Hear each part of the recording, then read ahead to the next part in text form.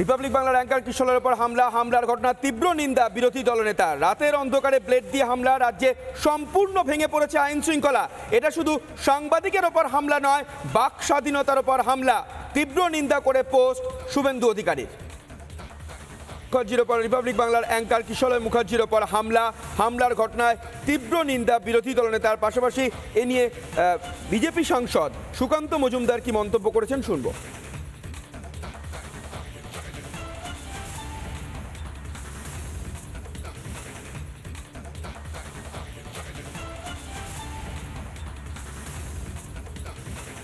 গণতন্ত্রের চতুর্থ স্তম্ভ হচ্ছে আমাদের মিডিয়া।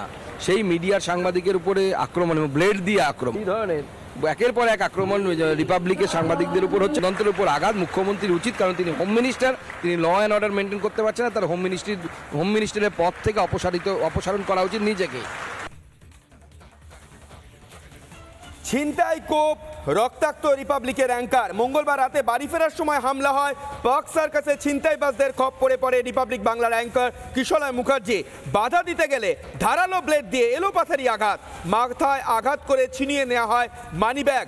রক্তাক্ত অবস্থায় রাতেই ভর্তি করা হয় হাসপাতালে। রাতেই পুলিশে অভিযোগ দায়ের করা হয়।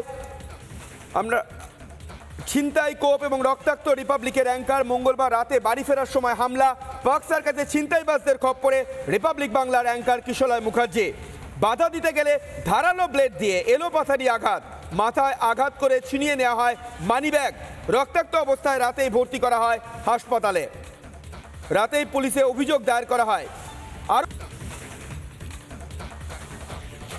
পার্ক সার্কাসে ছিনতাইবাজদের খপ্পরে রিপাবলিক বাংলার অ্যাঙ্কার কিশোর মুখার্জি। বাধা দিতে গেলে ধারালো ব্লেড দিয়ে এলোপাথারি আঘাত, মাথায় আঘাত করে ছিনিয়ে নেওয়া হয় মানিব্যাগ। রক্তাক্ত অবস্থায় রাতেই ভর্তি করা হয় হাসপাতালে।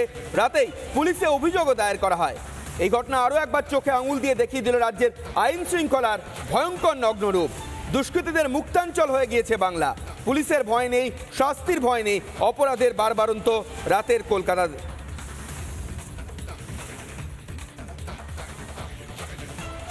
এ নিয়ে হিন্দু সন্ন্যাসী রামানন্দ তীর্থ তিনি কি বলেছেন শুনবো। রাজ্যের আইন শৃঙ্খলা যে পরিস্থিতি, তার তো চূড়ান্ত অবনতি আমরা আজ থেকে নয়, বহু বছর ধরে দেখতে পাচ্ছি। এখন বিষয় হলো, গ্রামেগঞ্জে, জেলায়, মফস্বলে এই ঘটনাগুলি হয় তাও এক প্রকার বোঝা যায়।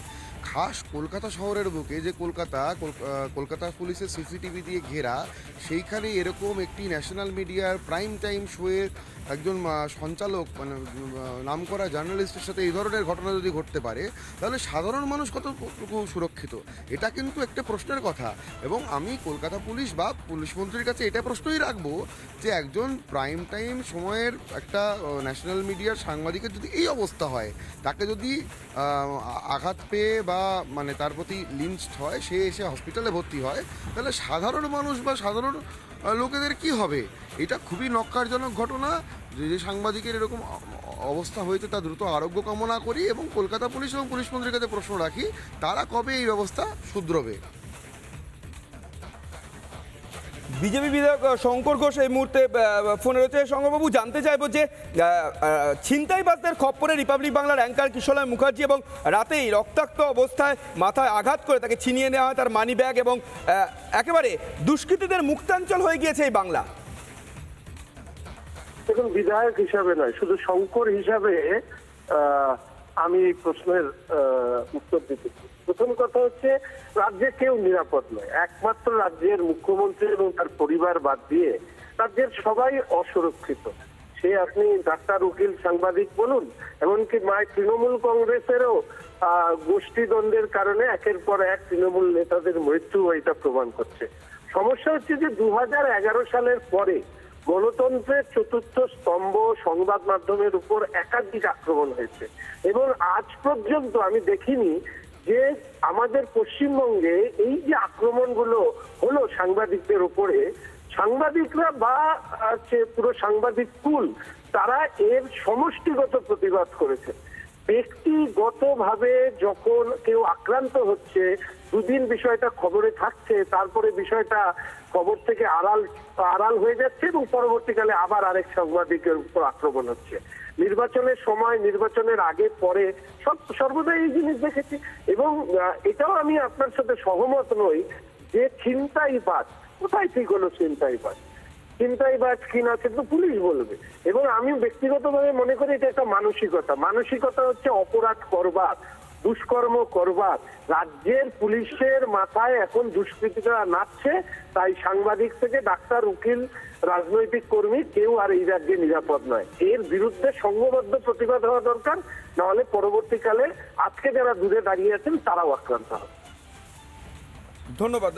শঙ্কর ঘোষ ছিলেন আমার সঙ্গে ফোনে। এই মুহূর্তে টেলিফোনে রয়েছেন বিজেপি বিধায়ক হিরণ চ্যাটার্জি। আপনার কাছে জানতে চাইবো যে পাক সার্কাসে ছিনতাইবাজদের খপ্পরে রিপাবলিক বাংলার অ্যাঙ্কার কিশলয় মুখার্জি রীতিমতো কোপ এবং একেবারে রক্তাক্ত হয়ে যায়, এবং আমরা দেখি যে রীতিমতো দুষ্কৃতীদের মুক্তাঞ্চল হয়ে গেছে বাংলা, কেউই আর নিরাপদ নয়।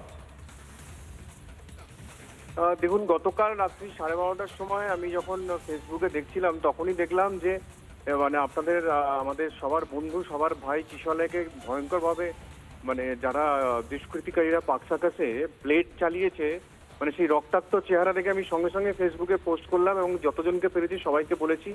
কারণ আমি খড়গপুরে ছিলাম, যে যেভাবে হোক ওকে বাঁচাও, আগে তো বাঁচাতে হবে।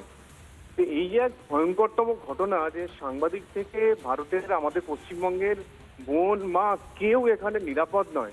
কদিন আগেই দেখেছেন খড়গপুরে এক বৃদ্ধ মানুষ, বামপন্থী মানুষ অনিল দাস মহাশয়কে মাটিতে ফেলে রাস্তায় সবার সামনে ধরে মেরেছে। তো সাংবাদিক কিশলয় থেকে শুরু করে অনিল দাস, বৃদ্ধ থেকে আমাদের ছোট ভাই বোনেরা কেউ নিরাপদ নয় পশ্চিমবঙ্গে। কারণ পুলিশ হলো পশ্চিমবঙ্গের সবচাইতে বড় গুন্ডা। তৃণমূল কংগ্রেসের কোনো কর্মী সমর্থক এখন নেই মার্কেটে। সমস্ত কর্মী সমর্থক চাইছে তৃণমূলের বিসর্জন হোক আর এখানে বিজেপির এখানে সুশাসন প্রতিষ্ঠিত হোক। তৃণমূলের সঙ্গে একমাত্র রয়েছে পশ্চিমবঙ্গ পুলিশের গুন্ডা বাহিনী। তারা উর্দি পরে এই গুন্ডাগিরি চালিয়ে যাচ্ছে। সেটা আপনি সুরাহা কার কাছে নিতে যাবেন? আদালত কতক্ষণ আপনাকে সুরক্ষা দেবে? আদালত তো সুরক্ষা দেবে পুলিশের থ্রু দিয়ে। আর সে যদি পুলিশই গুন্ডাগিরি করে তাহলে আপনি কিভাবে সুরক্ষা পাবেন? পশ্চিমবঙ্গ নিরাপদ নয়। বারবার দেখছে সারা ভারতবর্ষ না, সারা পৃথিবীর মানুষ দেখছেন যে পশ্চিমবঙ্গ একটা তালিবানি রাজ্য হয়ে গেছে। একটা তালিবানদের থেকেও এখানে তালিবানে তাও একটা সুশাসন আছে, একটা ডিসিপ্লিন আছে ওখানে, কিন্তু এখানে সেটা পর্যন্ত নেই। রাস্তাঘাট সমস্ত জায়গায় যে কোনো মুহূর্তে আপনাদের বোম পড়তে পারে, কেউ ছুরি মারতে পারে, কেউ ব্লেড দিতে পারে, রাস্তায় নেমে আপনাকে বেধড়ক মারতে পারে, আর পাশের লোকেরা শুধু ভিডিও করবে, মোবাইলে। একেবারে, অর্থাৎ বোঝা যাচ্ছে যে পশ্চিমবঙ্গে কেউই আর নিরাপদ না। ধন্যবাদ। নানা ধরনের কন্টেন্ট দেখার জন্য লাইক করুন, শেয়ার করুন আমাদের ফেসবুক পেজ, সাবস্ক্রাইব করুন আমাদের ইউটিউব চ্যানেল। পাশাপাশি অন্যান্য ব্রেকিং নিউজের জন্য অবশ্যই চোখ রাখুন রিপাবলিক বাংলায়।